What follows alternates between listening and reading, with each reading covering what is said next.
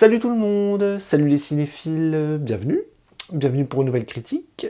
Alors aujourd'hui on va parler cinéma, on va parler film d'horreur et on va parler de Maloum d'Anthony Di Blasi. C'est parti.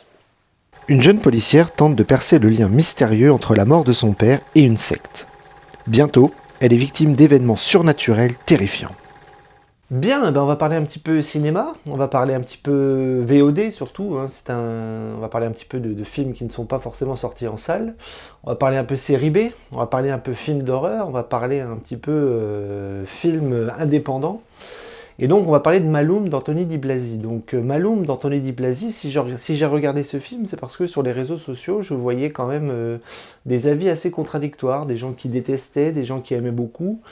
Et l'affiche qui était quand même très intéressante, très bien foutue, très intrigante pour un film d'horreur, très gore aussi. Donc de temps en temps, j'aime bien me faire des petites piqûres de rappel sur des films d'horreur parce que c'est un genre que j'aime beaucoup. Maintenant, je trouve que ces dernières années, c'est un peu compliqué de trouver des films d'horreur originaux, même s'il y en a quand même qui sortent de temps en temps. Donc Maloum d'Anthony Di Blasi, c'est un remake de son propre film, c'est-à-dire qu'Anthony Di Blasi en 2014 avait sorti un film d'horreur qui s'appelait Last Shift et qui était donc la même histoire que Maloum, avec un budget un peu plus réduit, un petit peu plus petit et qui avait eu une certaine notoriété, on va dire, dans le petit monde du cinéma d'horreur et du cinéma fantastique. Donc même film, 10 ans après, avec un budget peut-être un petit peu plus conséquent, avec aussi une envie de faire redécouvrir le projet. Et donc c'était intéressant de voir un petit peu entre les années qui sont passées, de voir un petit peu l'évolution du même projet, du même film, en sachant que moi, Last Shift, je ne l'ai pas vu. Donc je regardais Maloum en toute objectivité, parce que je n'avais pas d'objet de comparaison. Donc Anthony Di Blasi, c'est un réalisateur qui est pas très très connu, hein. Il est peut-être connu juste dans le petit monde du fantastique et de la série B. C'est quelqu'un qui a une certaine réputation parce qu'il a travaillé avec un monsieur qui est très très connu, qui s'appelle Clive Barker, donc le réalisateur d'Hellraiser. Et donc il a commencé un peu comme stagiaire avec lui, il a commencé à travailler avec lui, et après il s'est lancé un petit peu dans la réalisation, où il a fait des films d'horreur, dont Last Shift, et qui revenait donc aujourd'hui en 2024. Enfin, le film est produit en 2023, mais qui est sorti en VOD en 2024, avec le remake de son propre film, qui donc s'appelle aujourd'hui Maloum. Alors, est-ce que j'ai aimé ou est-ce que je n'ai pas aimé Maloum? Eh bien, je n'ai pas aimé. Je n'ai pas aimé, comme je vous l'ai dit, des films d'horreur aujourd'hui, j'en vois peut-être un peu moins qu'à une certaine époque. Je trouve que ça devient compliqué de trouver une forme d'originalité dans les films d'horreur aujourd'hui, parce que y a eu des périodes fastes, hein, dans les années 70, 80, 90, où on avait une émergence de films de ce genre-là. Et le film d'horreur est aussi ancré à une certaine époque, parce que le film d'horreur il est souvent associé à la série B. Alors je parle pas de la série Z qui est encore autre chose, mais la série B, c'est-à-dire que c'était un genre qui était un petit peu mis à part, un petit peu mis de côté, un genre qui était quand même très populaire, mais qui n'avait pas forcément les faveurs de l'intelligentsia, de la grande critique. Et donc pendant des décennies, on a mis les films d'horreur un petit peu comme un genre à part, voire un sous-genre. Et puis après, on s'est aperçu que des films d'horreur sont devenus des films cultes, que des réalisateurs ont fait quand même beaucoup de films qualifiés comme chefs-d'œuvre dans ce genre-là. Et donc le film d'horreur est devenu un genre à part entière aujourd'hui. Le problème, c'est qu'aujourd'hui, c'est que la série B, qu'est-ce que c'est aujourd'hui? Qu'est-ce que c'est qu'un petit film? Qu'est-ce que c'est qu'un film bricolé? Qu'est-ce que c'est qu'un film d'horreur avec un gros budget? Est-ce qu'on peut faire un blockbuster avec les codes du genre du film d'horreur? Donc c'est très compliqué aujourd'hui de dissocier un petit peu la série B du blockbuster et du côté bricolage et avec les grosses machines. Donc Anthony Di Blasi fait partie de cette famille-là, des réalisateurs, voire un peu bricoleurs, qui ont des petits budgets et qui essayent de faire des films d'horreur un petit peu à l'ancienne. Et aujourd'hui, la série B à l'ancienne, est-ce qu'elle a encore un sens? C'est compliqué. Donc Maloum, c'est un peu ça, c'est-à-dire que c'est une série B, avec tous les codes, avec tout le matériel et la façon de faire à l'ancienne, hein, c'est-à-dire genre très codifié, petit moyen, petit budget, effet gore assez classique, des jumpscares en veux-tu, en voilà. Voilà, il y a une façon de faire. Des petits films d'horreur, il y a une façon de faire de la série B, et Maloum, on est en plein dedans. Et aujourd'hui, eh bien, c'est compliqué parce que nous, on l'analyse avec des yeux un petit peu différents qu'il y a 30 ou 40 ans. Moi, je peux comprendre qu'il y a une communauté, qu'il y a des fans de ce style-là, avec les petits films d'horreur, et qui sont amoureux de cette façon de faire à l'ancienne, mais aujourd'hui, en 2024, je trouve que ça n'a plus beaucoup de sens parce que voilà, l'argent, les budgets, c'est plus les mêmes, et le cinéma a vachement évolué, et on n'est plus dans une forme de catégorie avec les grands films et les petits films. Je pense qu'avec des petits moyens, avec la technique cinématographique qu'on a aujourd'hui, on peut faire des grandes choses avec forcément des budgets qui ne sont pas forcément énormes. Donc c'est très compliqué de définir la série B, c'est très difficile d'analyser des petits films comme Maloum, qui pour moi sont des petites productions à l'ancienne. Donc une production à l'ancienne avec une vision d'aujourd'hui, c'est compliqué. Donc Maloum n'échappe pas à la règle, on est là-dedans, on est dans un film d'horreur qui est très codifié, qui a un scénario qui n'est pas très flamboyant, avec une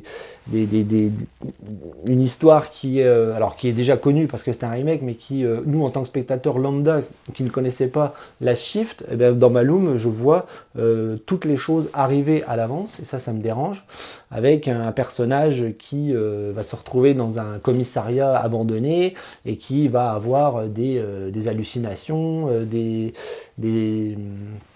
des effets un petit peu horrifiques à travers une secte satanique qui rappelle les films d'époque, comme je sais pas moi, autour de l'affaire Manson.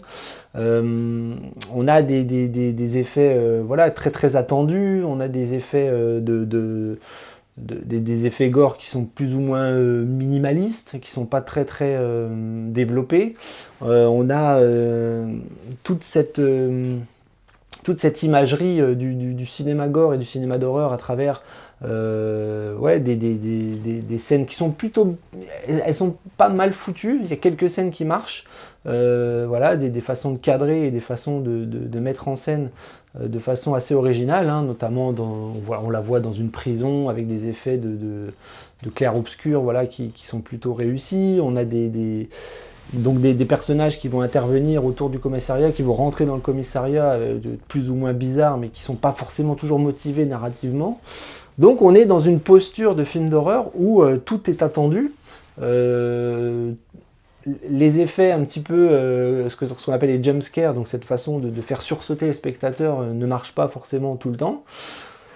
Et on a un personnage principal qui est joué par une actrice qui est pas très bonne, qui est pas forcément très intéressante. Je trouve que voilà, la direction d'acteur pour le coup n'est pas très intéressante et très réussie.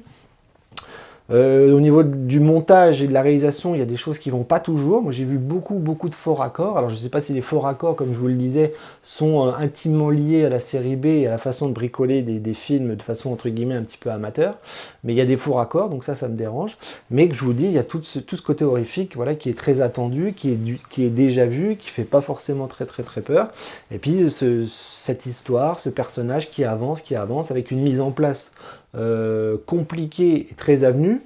Quand elle commence à délirer dans le commissariat, on a quand même des choses très attendues aussi.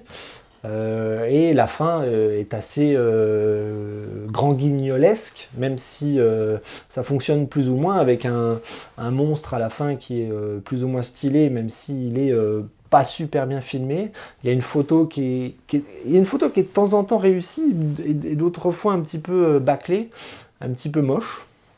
Donc on oscille quand même avec des effets plus ou moins ratés dans le film. Anthony Di Blasi ne maîtrise pas tout. Mais moi en tout cas, en tant que petit film d'horreur, je n'ai pas été surpris, je n'ai pas eu très peur, ce qui est quand même l'essence du film d'horreur. Et donc j'ai oscillé comme ça entre le ridicule et quelques effets horrifiques ici et là plus ou moins réussis. Donc globalement, c'est pas un film qui m'a marqué et qui me marquera. Eh ben ma note n'est pas très surprenante, hein. J'ai mis un C+, c'est-à-dire qu'on est dans le rouge là, c'est-à-dire que c'est un film que j'ai pas vraiment aimé, que j'ai pas vraiment apprécié.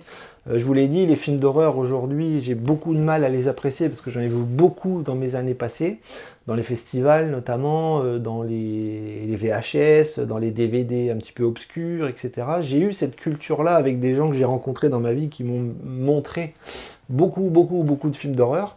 Et aujourd'hui, j'ai un petit peu l'overdose parce que maintenant, ce que je recherche dans les films d'horreur, c'est du fond, de la forme, un message, un intérêt un petit peu philosophique par rapport au monde dans lequel on vit. Et aujourd'hui, c'est compliqué. Voilà, il y en a, ça existe, il y a des films d'horreur très intéressants. Je pense par exemple à Barbarian, là, qui est sorti il y a quelques années, que j'ai trouvé excellent.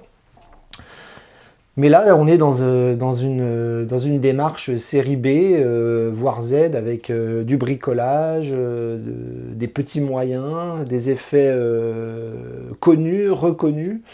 Et du coup, ça me lasse un peu. Voilà, le film d'horreur ne me fait plus peur, ne me surprend pas, ne me surprend plus. Et puis quand c'est mal écrit au niveau du scénario et avec une mise en scène et une réal un peu en dessous, j'ai beaucoup de mal. Eh ben on va conclure avec cette note qui n'est pas fameuse, mais le film n'est pas fameux non plus, hein. Malum, je trouve que voilà, ça n'a pas beaucoup d'intérêt. Je pense que le remake n'a pas beaucoup d'intérêt. Le film n'a pas beaucoup d'intérêt, même s'il plaît dans la communauté bis, les fameux bisseux, comme on les appelle, les gens qui aiment ce cinéma d'antan qui est un petit peu mort et enterré. Je trouve qu'il est un petit peu en décalage avec ce qu'on fait aujourd'hui, et même s'il y a des qualités ici et là, à travers le genre et à travers des façons de faire très codifiées et très reconnaissables, je trouve que globalement le film ne se tient pas, le film n'a pas beaucoup d'intérêt et le film ne raconte pas grand chose. Donc ma note n'est pas bonne et donc je vous invite pas forcément à le regarder, même si vous êtes un grand fan du genre horrifique dans tout ce qu'il a de plus essentiel. Maintenant, voilà, pour le grand public, je ne le conseille pas, je pense que vous allez vous ennuyer, vous allez trouver ça très chiant. Voilà. En attendant, eh bien, je vous dis à très bientôt pour une prochaine critique. Abonnez-vous à la chaîne si ce n'est pas encore fait. Et puis, ben, on se revoit bientôt pour de nouvelles critiques, séries et cinéma. Coupé!